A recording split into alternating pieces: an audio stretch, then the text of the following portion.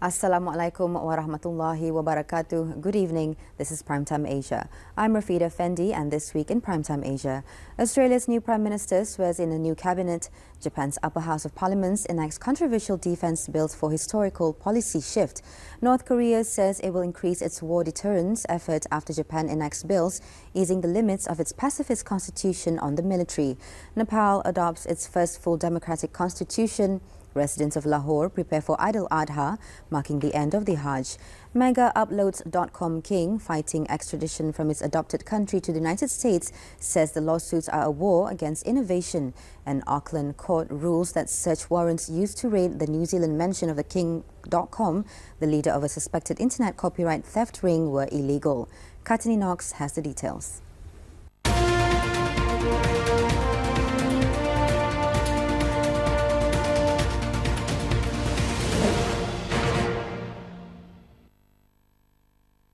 Australian Prime Minister Malcolm Turnbull swore in a new cabinet Monday. There are 5 women in Turnbull's cabinet, more than double the number of women in outgoing PM Tony Abbott's cabinet. Senator Marise Payne is one of them. She's been named the country's first defence minister and will oversee open-ended military engagements in 2 countries and some of Australia's most important defence contracts. Turnbull said his cabinet choices reflect his desire to modernise government. Payne joins a small number of women defence ministers around the world and becomes the first to fill the role in an English-speaking nation. Payne joins a small number of women defence ministers around the world and becomes the first to fill the role in an English-speaking nation. Japan's parliament voted into law on Saturday a defence policy shift that could let troops fight overseas for the first time since 1945, a milestone in Prime Minister Shinzo Abe's push to loosen the limits of the pacifist constitution on the military. Abe says the shift, the biggest change in Japan's defence policy since the creation of its post-war military in 1954, is vital to meet new challenges, such as from a rising China. But the legislation has sparked massive protests from ordinary citizens and others who say it violates the pacifist constitution and could ensnare Japan in US-led conflicts after 70 years of post-war peace. Abe's ratings have also taken a hit. The bills, already approved by Parliament's lower house, were voted into law by the upper chamber in the early hours of Saturday, despite opposition parties' efforts to block a vote by submitting censure motions and a no-confidence motion against Abe's cabinet in the lower house. All were defeated. Key Democratic Party heavyweight Tetsuro Fukuyama in Parliament vowed their fight will go on even after the vote. Thousands of demonstrators have rallied near Parliament every day this week. The protests have called to mind those that forced Abe's grandfather, Nobusuke Kishi, to resign 55 years ago after forcing a US-Japan security treaty through Parliament. Japan's ally, the United States, has welcomed the changes, but China, where bitter memories of Japan's wartime aggression run deep, has repeatedly expressed concern about the legislation.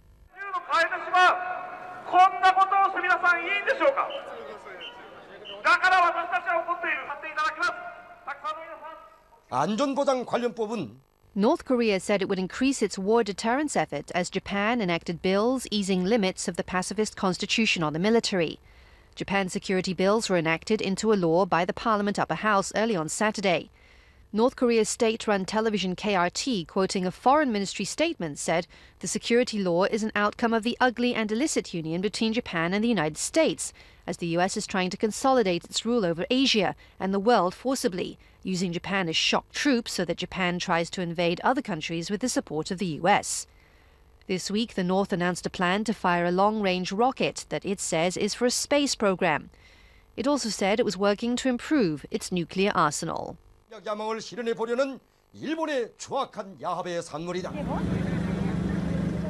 Nepal adopted its first democratic constitution on Sunday, September 20th, in a largely peaceful event, a historic step for a nation that has seen war, a palace massacre, and devastating earthquakes since a campaign to create a modern state began more than 65 years ago.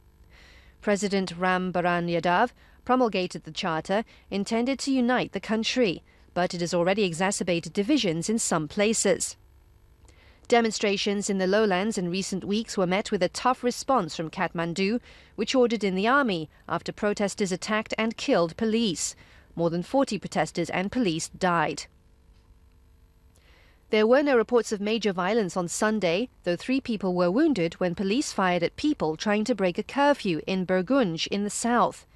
In the capital, Kathmandu, a crowd of more than 2,000 people cheered and took pictures of the Constituent Assembly building decked out in red and blue Nepali flags. Neighbouring powers India and China are keen to see stability and to limit each other's influence in the poor Himalayan countries sandwiched between them. The charter creates 7 states in a secular federal system, but is opposed by some groups who want to re-establish Nepal as a Hindu nation, and others who feel it's unfavourable to people in the plains near India. The unrest troubles India, which urged Nepal to resolve differences between groups through dialogue. China has welcomed the new constitution, saying that as a friendly neighbour, it hoped for increased stability and growth. The government says an imperfect document is better than nothing, and the constitution can be amended to reflect the aspirations of dissenting groups.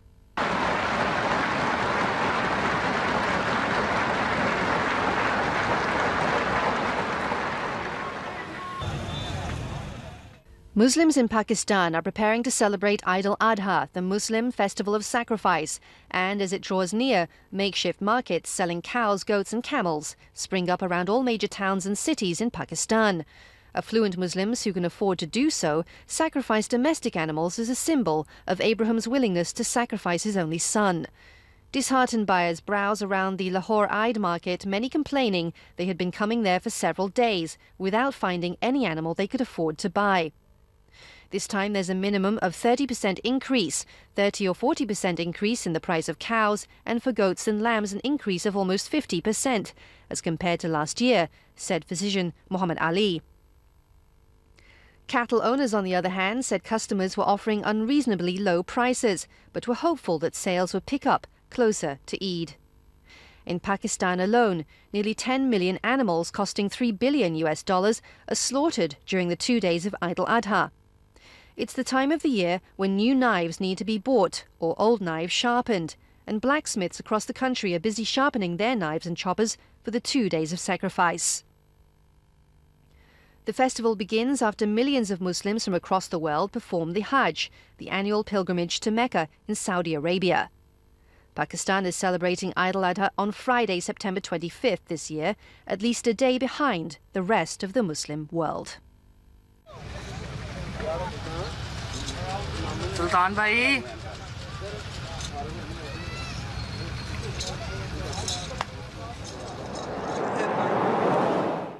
An extradition hearing was due to begin in New Zealand on Monday for Kim.com, the founder of file-sharing website Mega Upload, who faces prosecution in the United States over alleged intellectual property rights violations.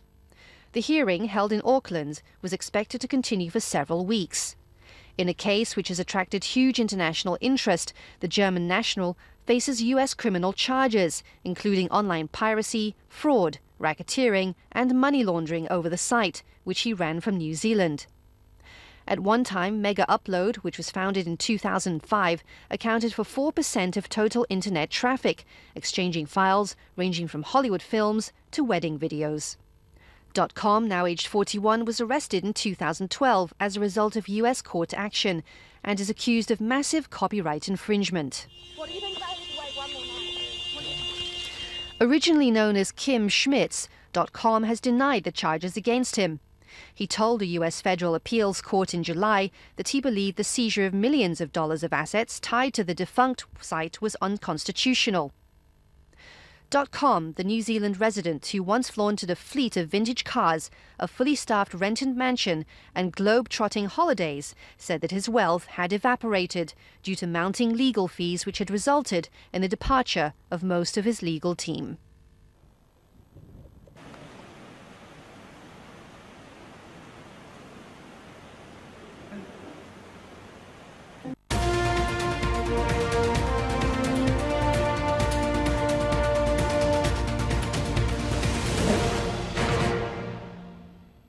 Up next in Primetime Asia, UK Chancellor George Osborne expresses confidence in the slowing Chinese economy and calls for more Chinese investment in Britain. Chinese PLA Armoured Brigade conducts logistics support exercise. Downpour hit Pu'an County, southwest China's Guizhou province from Saturday to Sunday, flooding most parts of the urban area. 555 pairs of twins participate in a twins festival held on Sunday in China.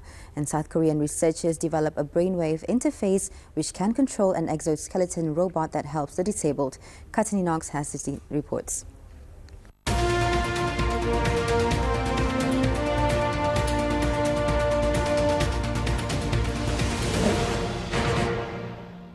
United in demanding the complete.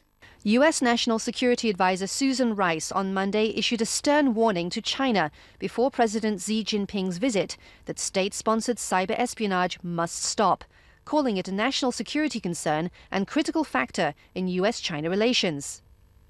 This isn't a mild irritation, it's an economic and national security concern to the United States, she said during remarks at George Washington University, adding that it put enormous strain on their bilateral relationship and it was a critical factor in determining the future trajectory of U.S.-China ties.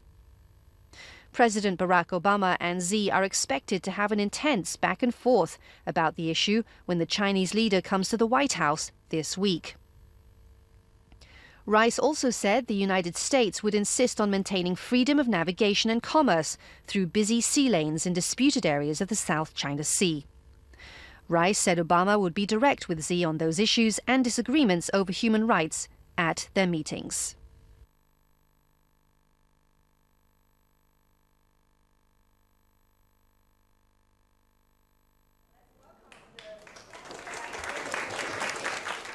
UK Chancellor George Osborne expressed his confidence in the slowing Chinese economy on Sunday and called for more Chinese investment in the UK during a visit to Beijing.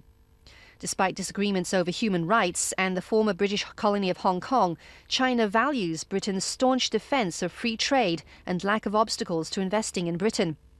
Chinese President Xi Jinping visits Britain next month. London has been especially keen to attract Chinese banks and encourage offshore trade in the yuan to bolster its position as the world's main centre for foreign exchange trading.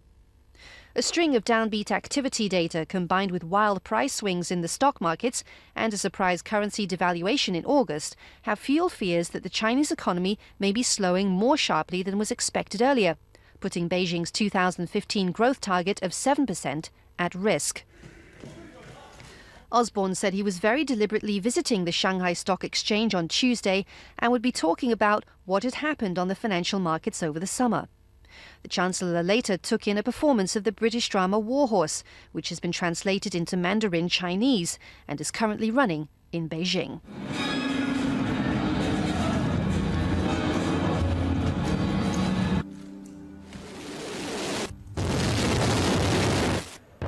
A brigade belonging to China's PLA Nanjing military area recently held a live-fire logistics drill to strengthen the troops' ability of comprehensive supply under actual combat conditions in East China. The drill was designed to mass troops in the objective area within a given time, and the brigade would provide them support. On receiving the order, the brigade established a command post to prepare for the task. Logistic materials and ammunition were sent to support the troops at the front, and field medical team conducted casualty treatment rapidly. The state of injury of nearly 100 casualties got controlled within 20 minutes.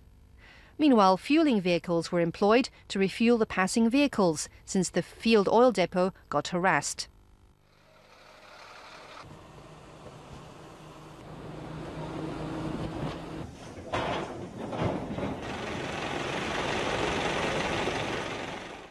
Downpour hit Pu'an County, southwest China's Guizhou province from Saturday to Sunday, flooding most parts of the urban area.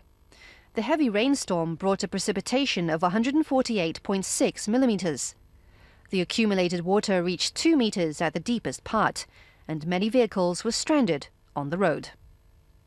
Downpour-triggered floods also poured into shops and residential apartments, damaging water supply lines.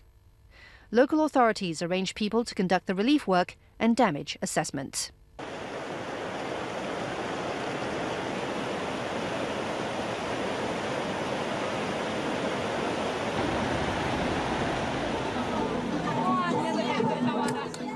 A total of 555 pairs of twins participated in a twins festival held on Sunday in Xiamen City in southeast China's Fujian province. The oldest twins at the festival are 88, whilst the youngest are 2 months. Lin Yichang, one of the 88-year-old twins who lives in the US, while his twin lives in Xiamen. Lin Yichang said they were both 88 this year and in good health. Some of the twins came from abroad. A twin from Kazakhstan said the event was interesting as many twins from different places had come together in the city for the festival.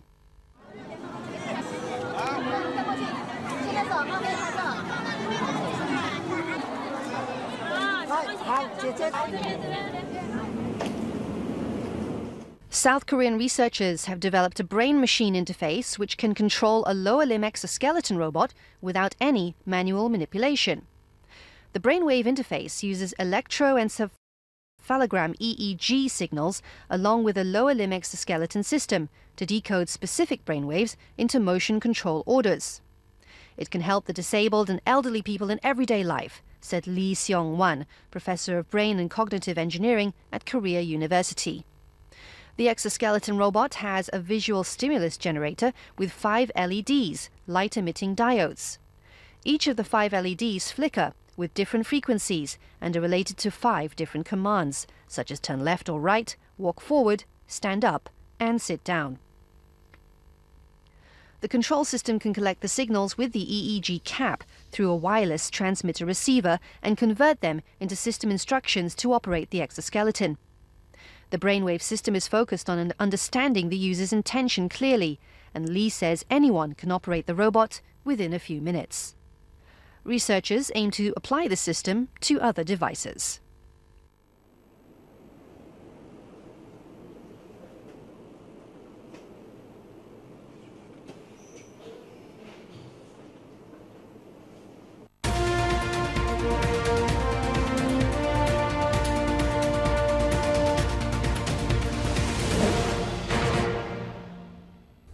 That's it for this week's Primetime Asia. We'll be back at the same time next week with more news and features from the Asia-Pacific region. For more news, you can visit our website at www.rtbnews.rtb.gov.bn. I'm Rafida Fendi, wishing you a good week ahead and good night. Assalamualaikum warahmatullahi wabarakatuh.